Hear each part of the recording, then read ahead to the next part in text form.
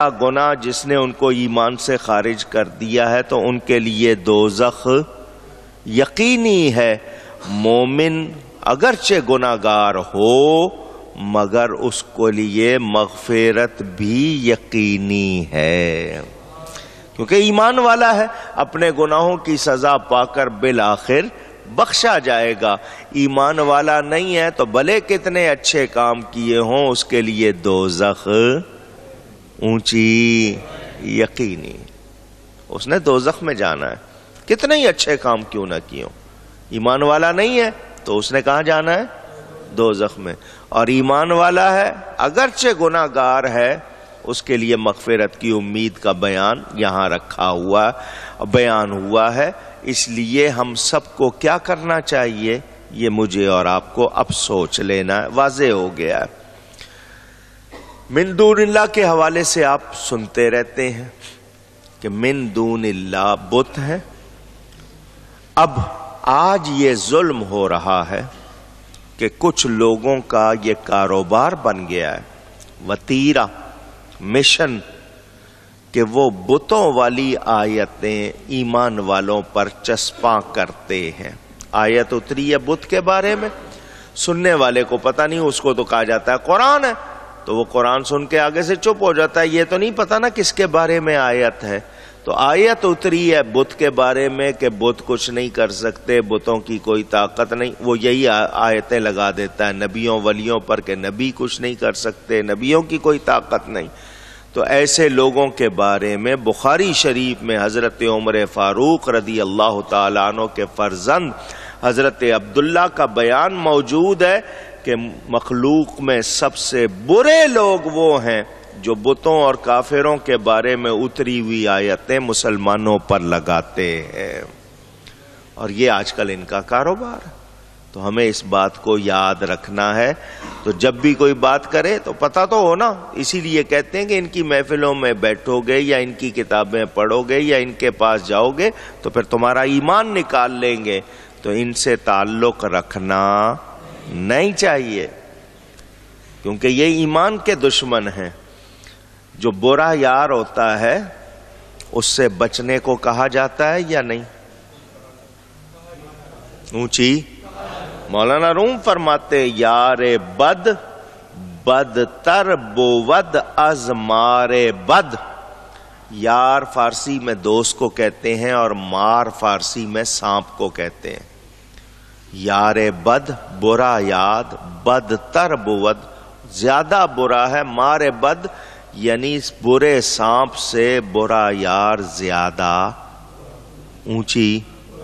یار بد بدتر بود از مار بد، کیوں؟ وجہ بھی بتاتے ہیں کہ اگر سانپ ڈس لے تو کیا ہوگا؟ جان جائے گی، مگر برے یار سے مراد کیا ہے؟ بدعقیدہ بے دین شخص، وہ اگر تمہیں نقصان پہنچائے گا تو تمہارا ایمان لے جائے گا۔ تو ایمان سے زیادہ قیمتی کوئی چیز نہیں ہے، تو ایمان کی حفاظت کرنی ہے۔ تو وہ لوگ جو ظالم ہیں، بتوں کے کافروں کے بارے میں اتری ہوئی آیتیں ایمان والوں پر چسپاں کرتے ہیں، وہ کرتے ہیں ظلم، اور جو ایسا ظلم کر رہا ہے اس کا حال کیا ہوگا؟ نتیجہ کیا؟ اس کو کوئی مددگار تو ملے گا نہیں، تو جب اس کو کوئی مددگار نہیں ملے گا اور وہ خراب ہوگا تو جو اس کے ساتھ ہوں گے وہ بھی ادھر ہی چلے جائیں گے۔ میرے دوستوں اور بزرگوں، احکام الہی، اللہ کے احکام، اگر آپ توجہ سے غور سے ان کے بارے میں جانیں تو آپ کو پتہ چلے گا ہر ایک میں ہماری بھلائی ہے، ہر ایک میں ہماری، مگر کافروں کو دشمنی۔ ان کو نظر بھی آ رہا ہے کہ یہ واقعی بہت اچھا حکم ہے، اس میں انسان کے لیے بہتری ہے، دنیاوی بھی اور ویسے بھی، مگر وہ اس کو پسند کرتے نہیں، کیونکہ ضد ہے، دشمنی ہے، بغض ہے، عناد ہے۔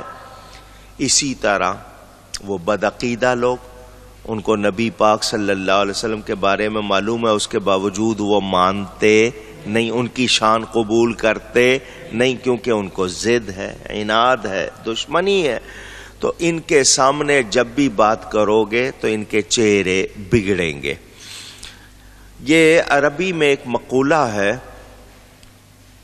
کہ برتن سے وہی نکلتا ہے جو اس میں ہوتا ہے. الاناء یترشح بما فیہ، جو کچھ اس میں ہوگا وہی نکلے گا. یہ تو نہیں ہے نا کہ برتن میں گھی اور آپ کہیں کہ پانی نکل آئے. گھی ہے تو گھی نکلے گا، دودھ ہے تو گند ہے تو گند نکلے. تو جو برتن میں ہوتا ہے، تو حضرت صالح علیہ السلام کی قوم کا حال اگر آپ دیکھیں، جو کچھ ان کے باطن میں تھا وہ ان کے چہروں پر ظاہر ہو گیا. تو جس کے چہرے سے مسکراہٹ، خوشی ظاہر ہو تو یہ اس کے اندر کے حال کی گواہی ہے. یہ اس کے اندر کے حال کی گواہی. اور جس سے کراہت، ناگواری ظاہر ہو وہ بھی اس کے اندر کا حال بتا رہا ہے. تو یہ لوگ ہرگز دین سے، مسلمانوں سے، اسلام سے، نبی سے، سچ سے خوش نہیں ہوتے. اسی لیے ان کے چہروں پہ نور اشارہ جو میں نے کیا ہے، ان کے چہروں پر آپ کو کبھی بھی وہ برکت نظر نہیں آئے گی جو ایمان والے کے چہرے پہ ہوتی ہے. رنگ اگر صاف بھی ہوگا نا تو آپ دیکھیں گے پھٹکار سی ہوگی، کیونکہ ایمان اندر نہیں ہے. تو ایمان والے کے چہرے سے اس کے ایمان کی جھلکیاں نظر آتی ہیں. اللہ فرماتا ہے یکادون یسطون بالذین یتلون علیہم آیاتنا.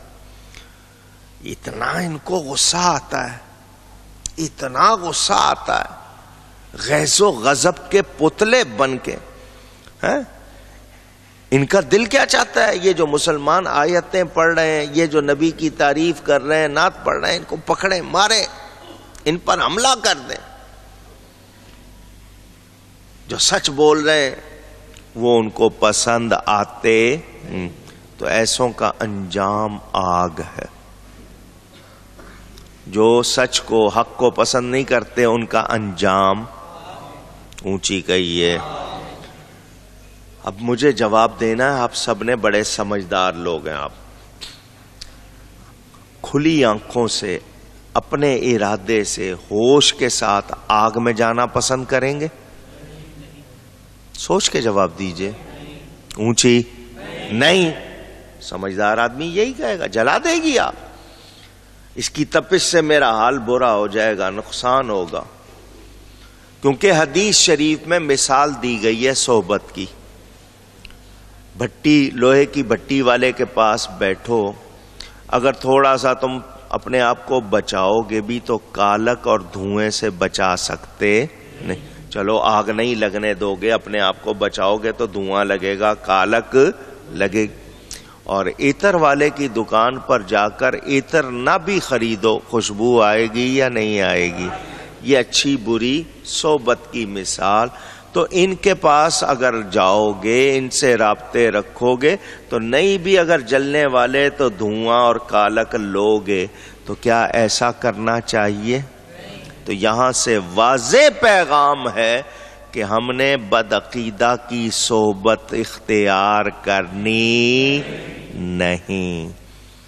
آپ کہیں گے نا میں جو بار بار آپ کو اس کی تاکید کرتا ہوں تو کیوں؟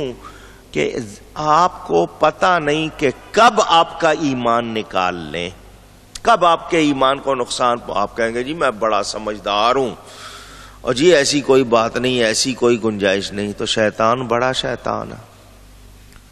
آپ کو کوئی 10 سال 20 سال 30 سال کا تجربہ ہوگا، اس کو کتنا تجربہ ہے؟ وہ جب سے ہے اس کے کتنے داؤ پیچ ہوں گے آپ کو اندازہ نہیں. تو برے کی صحبت بالآخر نقصان پہنچا دے گی. اس کی میں نے کتنی مثالیں دی ہیں آپ کو، آپ نے مجھ سے سنی ہوئی ہیں. مولانا روم رحمت اللہ علیہ نے طرح طرح سے اس بات کو ہمیں سمجھایا ہے. اس کا واقعہ بھی آپ کو میں نے سنایا تھا، جس نے ایک ریچھ سے دوستی کر لی تھی. ایک آدمی تھا نا، اس نے ریچھ جانتے ہیں، اس سے دوستی کر لی، اس کو اپنے ساتھ رکھنے لگ گیا۔ وہ ریچھ اس کے ساتھ بیٹھتا جب بھی، تو وہ یہ سو بھی جاتا تو وہ اس کی نگرانی کرتا۔ لوگوں نے کہا یہ جانور ہے، تو انسان ہے، تیری اس کی کوئی مناسبت نہیں، دوستی نہیں کہتے اس کو، نقصان پہنچائے گا۔ اس نے کہا تم جلتے ہو، تم سے برداشت نہیں ہوتا، تمہارے پاس نہیں ہے نا، دیکھو میں سو جاؤں میری حفاظت کرتا ہے، میرے ارد گرد رہتا ہے، میرا خیال رکھتا ہے۔ انہوں نے کہا گند ہے نیرا، بچ اس سے۔ نہیں، انہوں نے کہا دیکھ کسی دن نقصان دے دے گا۔ ہوتا کیا تھا، یہ جب بھی کہیں جاتا لیٹتا تو وہ اس کا خیال رکھتا تھا۔ آپ اپنی ڈیوٹی پر ان چیزوں کو چھوڑ دیں، وہ خیال رکھتا تھا، توجہ رکھتا تھا۔ ایک دن یہ سویا ہوا کہیں تو ریچھ کی وجہ سے مکھیاں آ رہی تھی، کیونکہ ریچھ کی کھال آپ دیکھتے ہیں اس پہ کتنے بال، صفائی تو ہوتی نہیں نا، کہ روز شیمپو تو نہیں کرتا تھا نا وہ، کہ شیمپو لگا کے کنڈیشنر لگا کے اپنے آپ کو صاف رکھے۔ وہ جانور اس کی وجہ سے آ رہی تھی مکھیاں، تو وہ مکھیاں سونے والے پہ، تو وہ ریچھ بار بار اس سے مکھیاں ہٹانے کی کوشش کر رہا تھا۔ تو مکھی ہوتی ہے، ایک جگہ سے ہٹاؤ دوسری جگہ بیٹھتی، دوسری جگہ سے ہٹاؤ پھر بیٹھتی ہے، آپ اس کی خاطر اپنے آپ کو تھپڑ بھی مار لیتے ہو۔ دیکھا ہوگا آپ نے مکھی، اگر وہ مکھیاں بیٹھ رہی تھی تنگ کر رہی تھی، اس کو غصہ آیا، ریچھ نے مارا پنجا، تو اس کے بجائے مکھی اڑ گئی، بندے کا جو اس نے تھا منہ نوچ لیا۔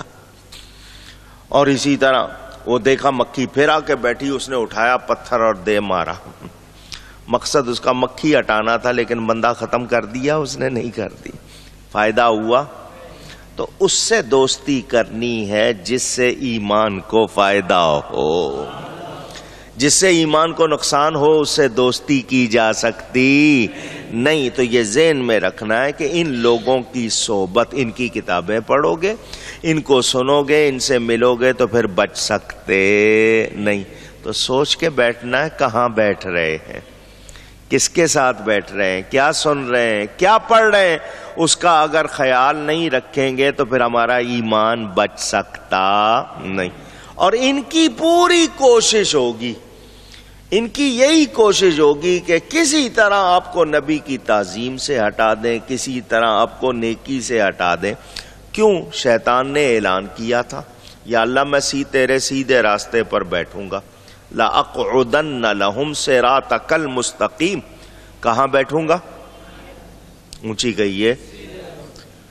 اسی لیے آپ دیکھ لیں بری جگہوں پر یہ آپ کو تبلیغ کرتے نظر آتے ہیں۔ جتنی بری جگہیں کبھی وہاں دیکھا ان کو تبلیغ کرتے ہوئے؟ کہاں کریں گے؟ سنیوں کی مسجد میں۔ کیوں؟ شیطان نے کہا تھا میں تیرے سیدھے راستے پر بیٹھوں گا۔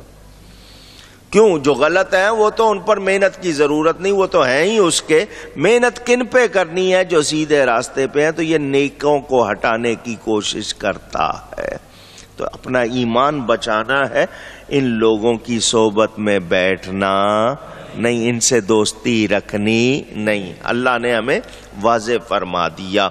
میرے دوستوں اور بزرگوں، یاد رہے وہ لوگ جو آج بھی سچ کو، حق کو قبول نہیں کرتے، اور جن کے عقیدوں میں اتنا فرق آ جائے کہ ایمان اور کفر تک بات پہنچ جائے، تو جو کفر پر مرتا ہے اس کا دوزخ میں جانا یقینی ہے، اس کے بارے میں شبہ کیا جا سکتا نہیں۔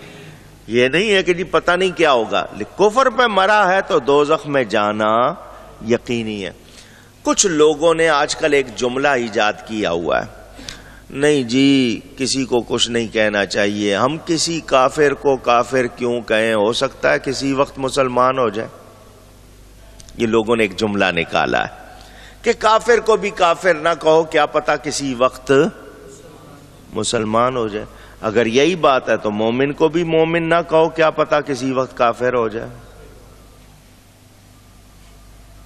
اگر یہی بات ہے تو سوچنا چاہیے۔ شریعت کا بیان ظاہر کے لیے ہے، شریعت کا بیان اونچی کہیے ظاہر کے لیے۔ اور اس کے حکم سے کسی کے لیے رعایت ہو سکتی نہیں۔ اگر آپ اس کو ابھی بھی نہیں سمجھ رہے ہیں تو میں آپ کو ایک بہت نامناسب مثال سمجھا دوں، بات آپ کے اندر فکس ہو جائے۔ مسجد میں بیٹھے ہو یا نہیں؟ شبہ؟ کہاں بیٹھے؟ پیٹ میں کیا ہے؟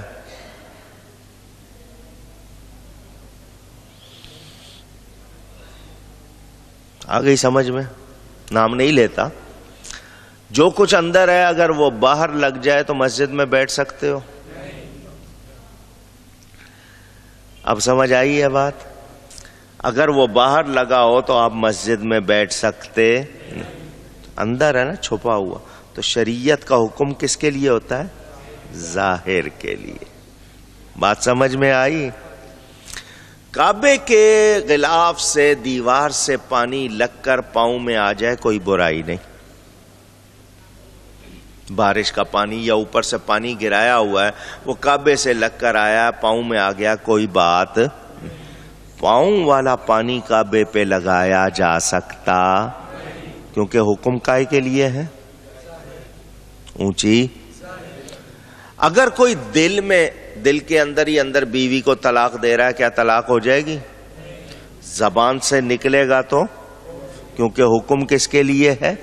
بس یہ آپ کو سمجھانا تھا، میں نے 2-3 ذرا نامناسب مثالیں دے کر بتا دیا، سمجھا دیا۔ تو وہ لوگ جو نبی کا ادب نہیں کرنا چاہتے، حق کو قبول نہیں کرنا چاہتے، چپ رہ لیں، ہم کوئی نہیں کہیں گے۔ لیکن وہ اگر توہین کریں گے، گستاخی کریں گے، تو پھر حکم لگانا ہے یا نہیں لگانا؟ نہیں جی کچھ نہ کہو تو یہ نہیں ہو سکتا، وہ بے غیرتی ہے۔ کیونکہ اگر کافر کو کافر نہیں کہیں گے تو خود کافر ہو جائیں گے۔ کافر کو اگر کافر نہیں کہیں گے تو خود کافر ہو جائیں گے۔ اسی طرح مومن کے لیے تو واضح رہے، وہ لوگ جو انکار کرتے ہیں اور آگے سے طرح طرح کی باتیں کرتے ہیں، ان کی باتوں میں کوئی حیثیت نہیں۔ اللہ کیا فرماتا ہے؟ ایسے لوگوں کا انجام آگ ہے، آگ، اس کا وعدہ ہو گیا ان سے۔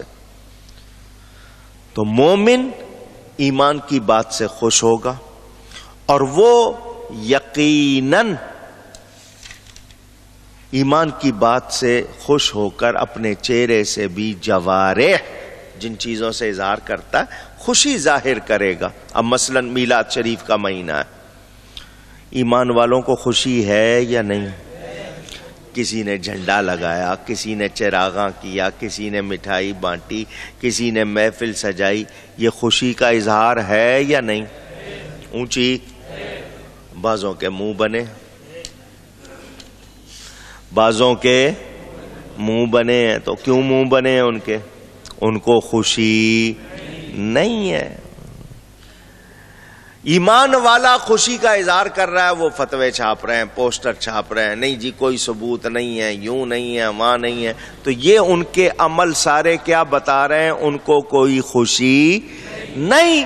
ایمان والے اظہار کر رہے ہیں تو اظہار پر ہی فیصلہ ہوتا ہے۔ تو جو منہ بنا رہے ہیں، بگڑ رہے ہیں، اللہ فرماتا ہے ان کو دیکھو، جنہوں نے کفر کیا ان کے چہروں پر تم اچھے آثار نہیں دیکھو گے، ایسوں کا انجام آگ ہے۔ بھائی تم نے نہیں منانی، تمہیں کسی نے مجبور کیا؟